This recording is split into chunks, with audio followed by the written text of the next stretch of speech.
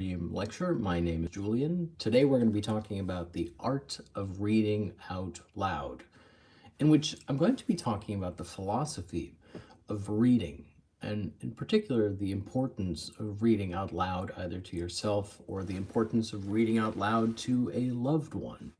So stick around if you'd like to learn a little bit about some of the most unique, but not so much Schiller. We'll talk about the between form and content. I'm going to be talking about Jane Austen, Pride and Prejudice, Proust, The Neverending Story, and more.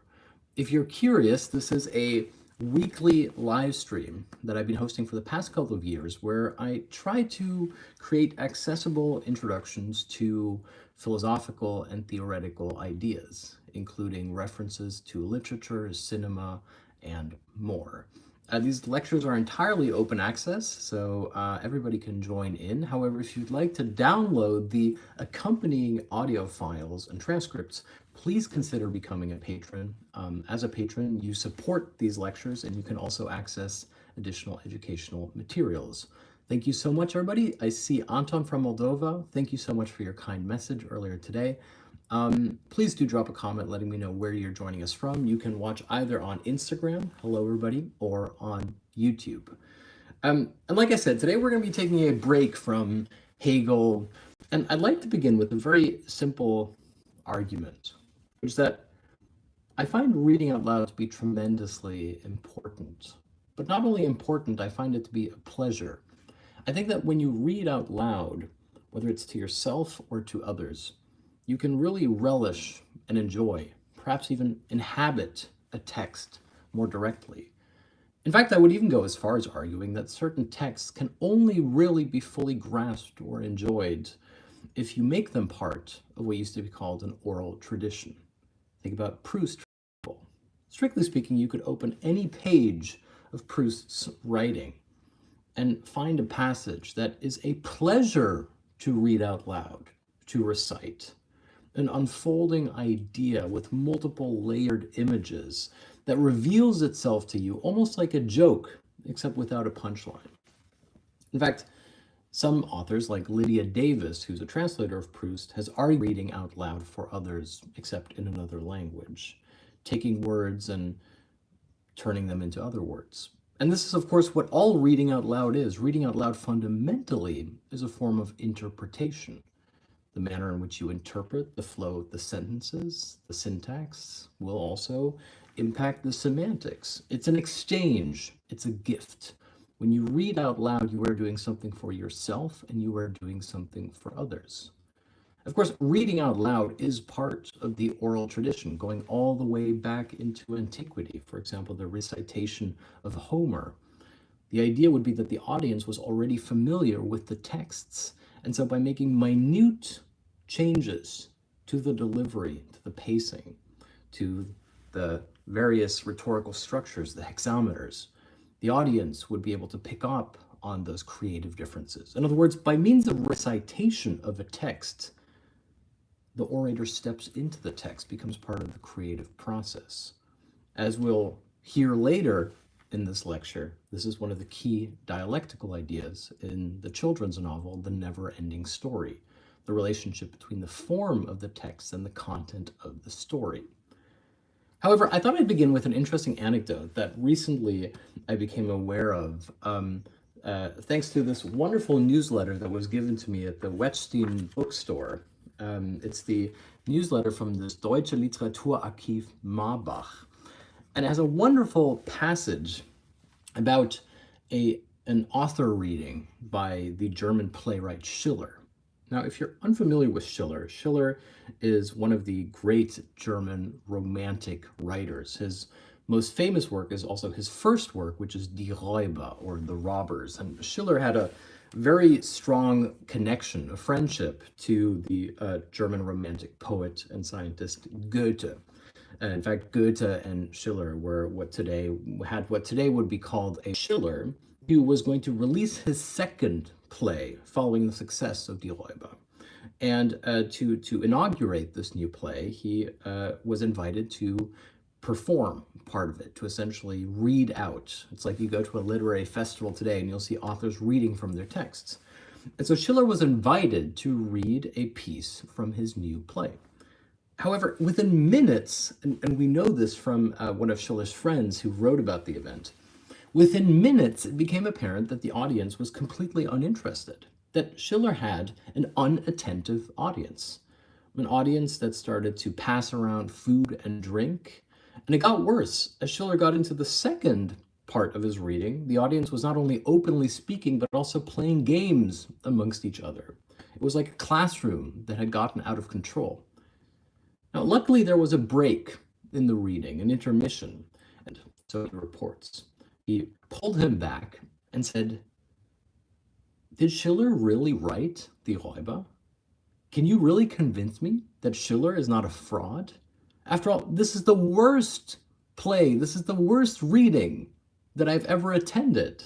How could the writer of the Räuber write this piece?" And essentially, this public reading was a disaster. It was a literary fiasco.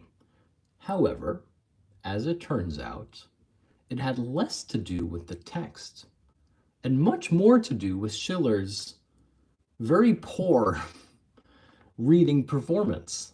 In fact, the man who had organized the reading retained the manuscript, and the very next day he reached out to Schiller's friend to say that he had made an enormous mistake of judgment, that in fact this was a masterpiece, except that Schiller was so bad at reading out his own work, he was so poor at delivering the oratorical form of his play, that it had appeared to him as if this was a completely broken work, unpublishable, unperformable, as it were.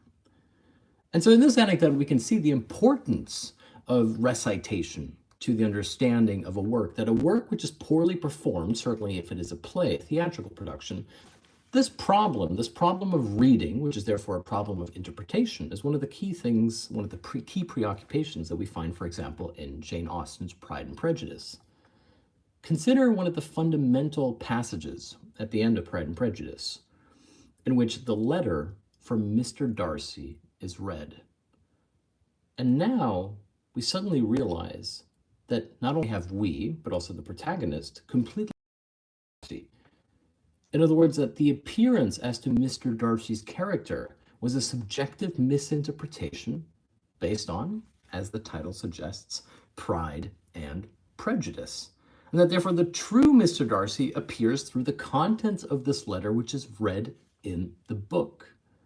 And of course, what's so clever about Jane Austen's writing is that the relationship between Elizabeth and Mr. Darcy therefore relies upon this misreading, that one of the preliminary forms that their romance takes, in other words, how they fall in love, is precisely through this mutual misrecognition as to each other's motives. That the spark of love is therefore not a recognition of being initially attracted to each other, quote unquote, soulmates, but precisely that this misreading, this first misunderstanding the outward attributes as to the other's character, is a key component of the quote unquote fall into love.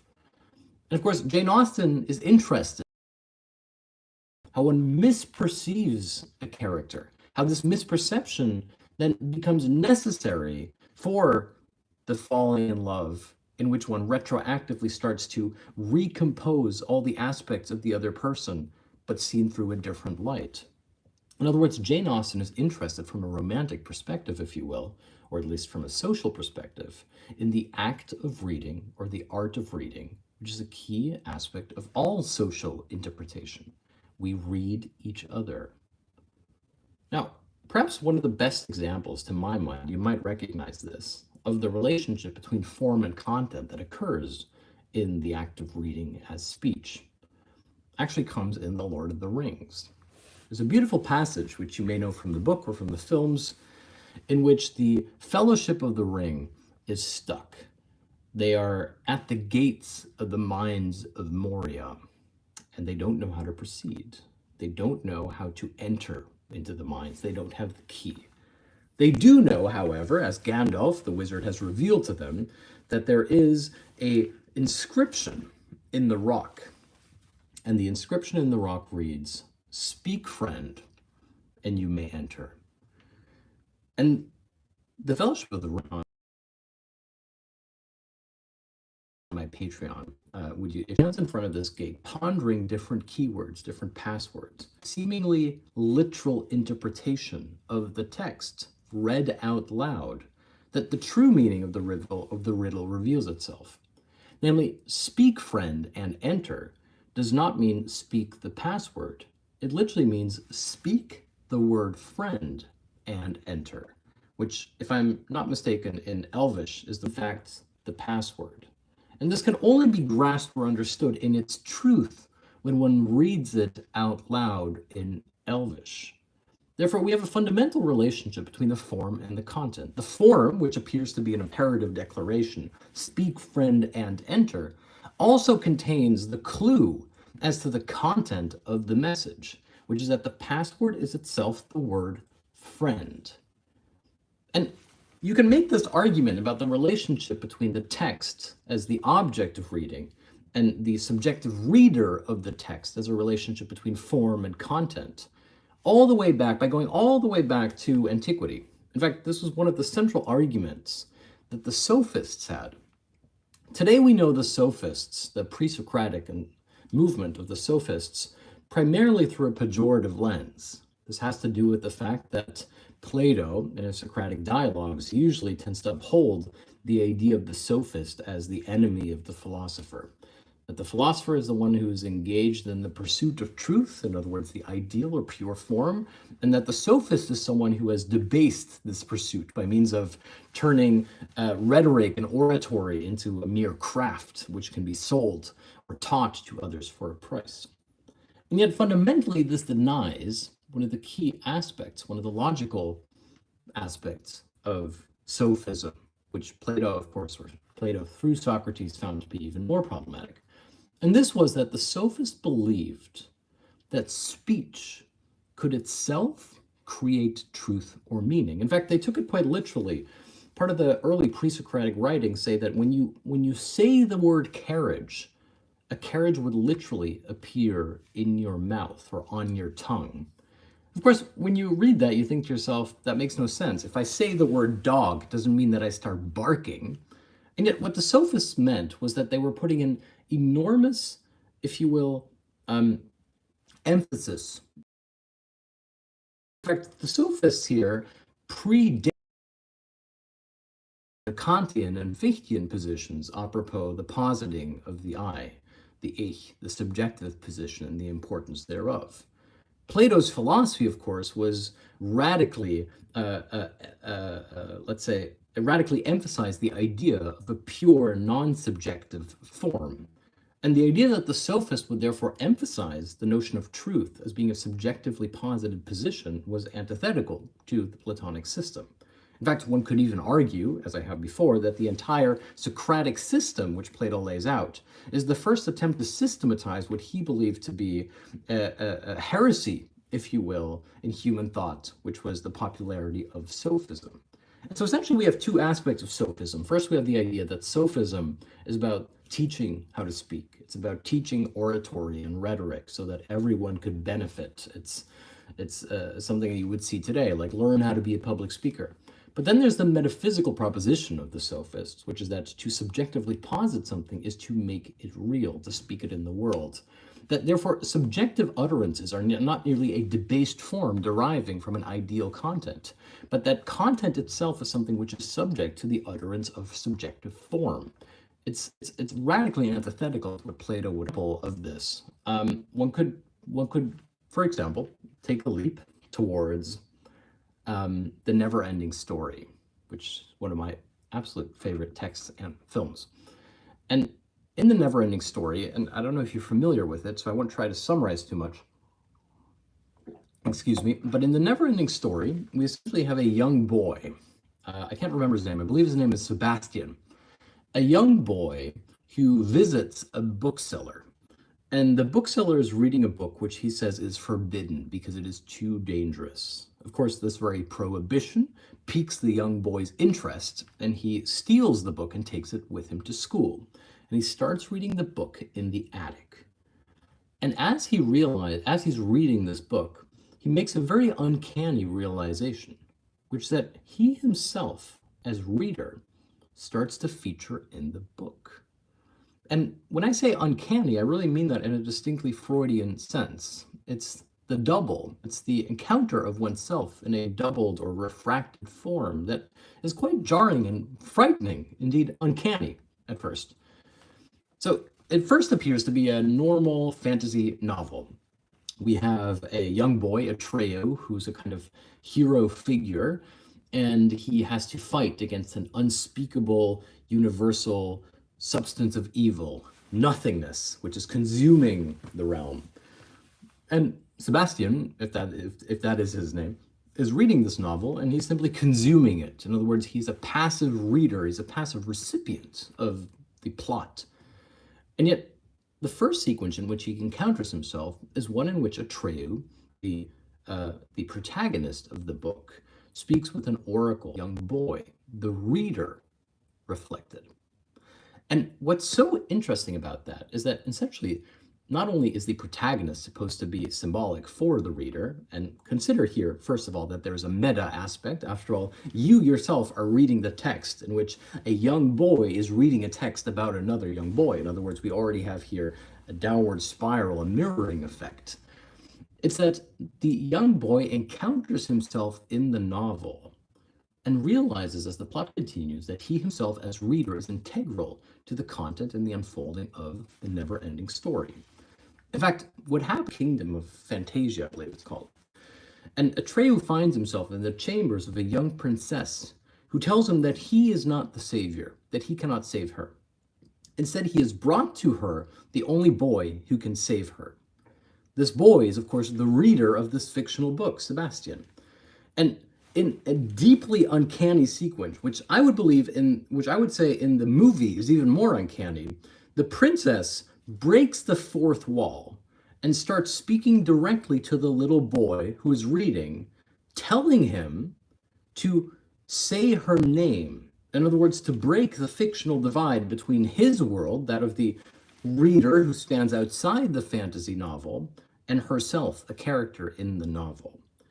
And the crucial step is the one in which the boy then steps into the frame of his own subjective reading experience and yells out her name, thereby saving the kingdom. Essentially, the symbolism of the novel is that nothingness is apathy and cynicism, which encroaches the world, certainly when one encroaches upon the world, certainly when one becomes adult. Whereas imagination is what saves the world. And in order for imagination to save the kingdom of Fantasia, the reader, the boy himself, must experience the story of Fantasia's disappearance and then choose to subjectively intervene on behalf of the kingdom. It's an incredibly elaborate meta text, not only about the importance of imagination, but about the importance of reading and reading out loud, and how the very content is therefore informed by the form that reading itself takes. If you read, you will recognize here in child form already the notion of the death of the author. That the death of the author, therefore, is something which never really occurs in the Neverending Story. The author was never there in the first place. It is the death of Fantasia which has to be forestalled by the birth of the reader. And of course, what makes it a beautiful message for a children's novel is therefore that the act of reading itself is not simply a form of escapism, but it is a form of awakening, an awakening to the importance of one's own subjective imagination, and how this imagination, therefore, is important for saving the world.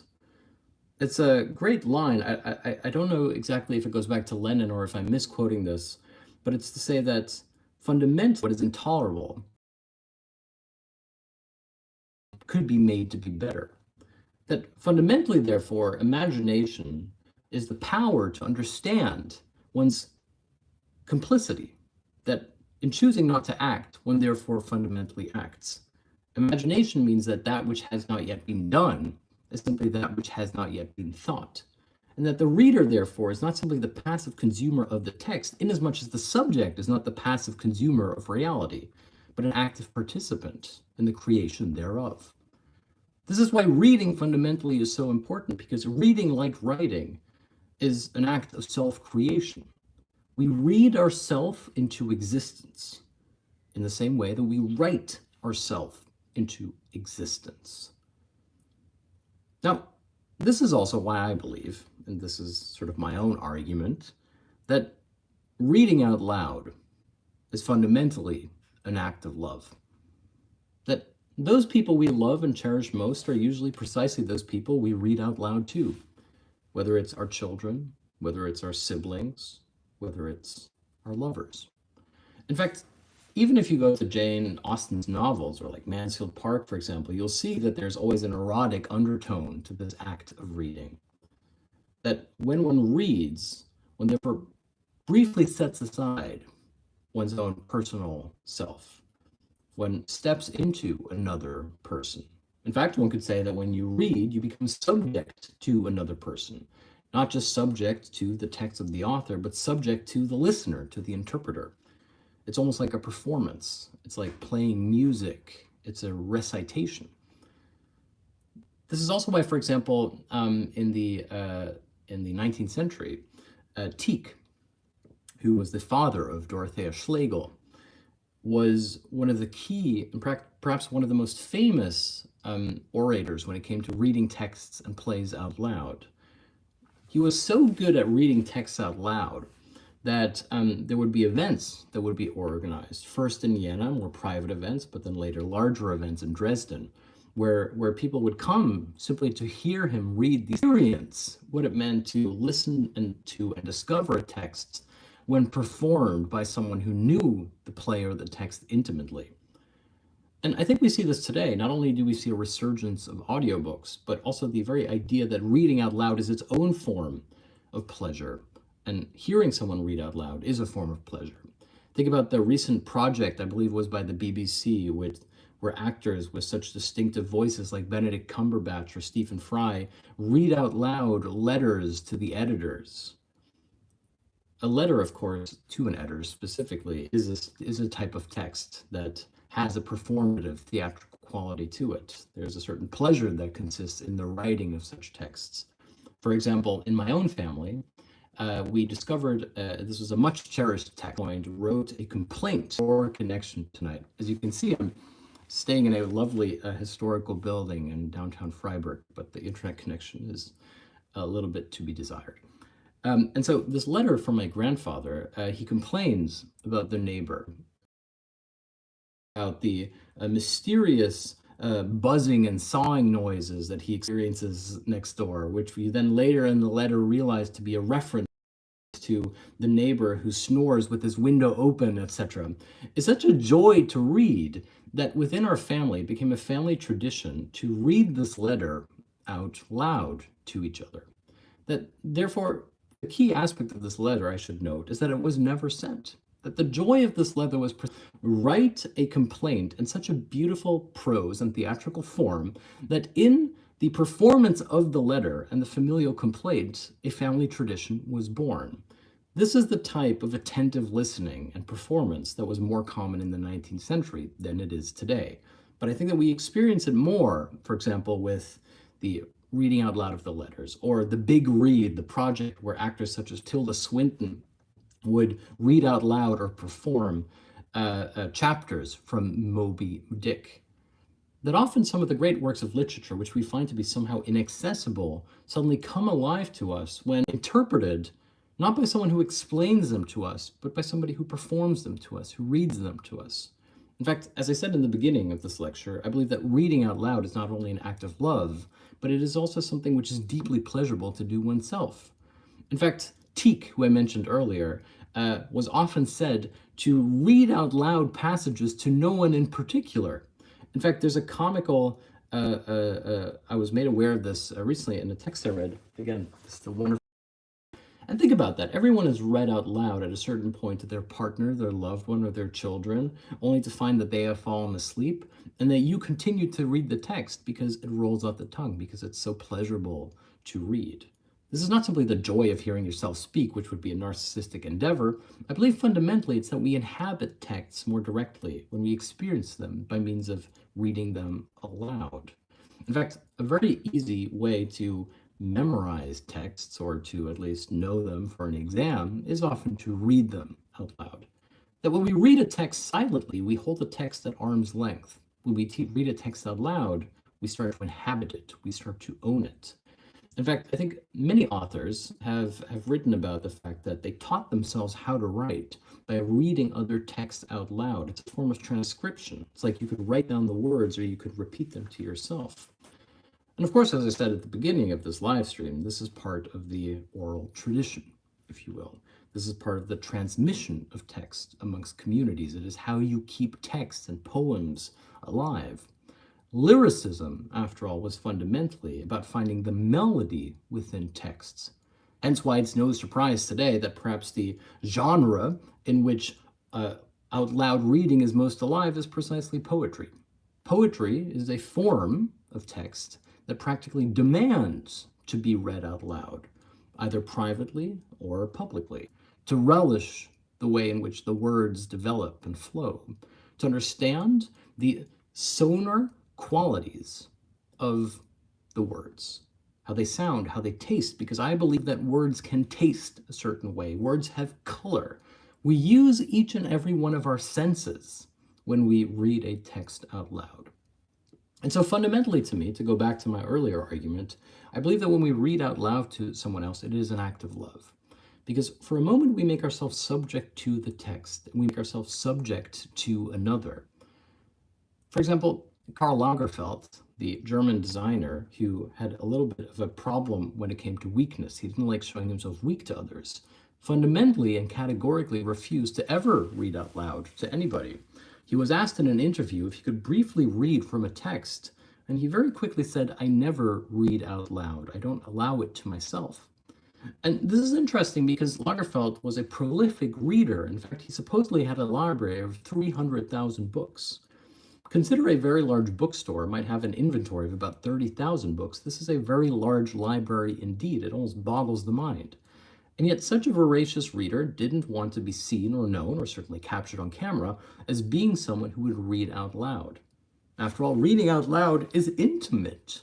It's not something that we necessarily feel comfortable doing for people we don't know. We read out loud to the people we love. We read out loud when somebody falls asleep. We read out loud to lull ourselves to sleep.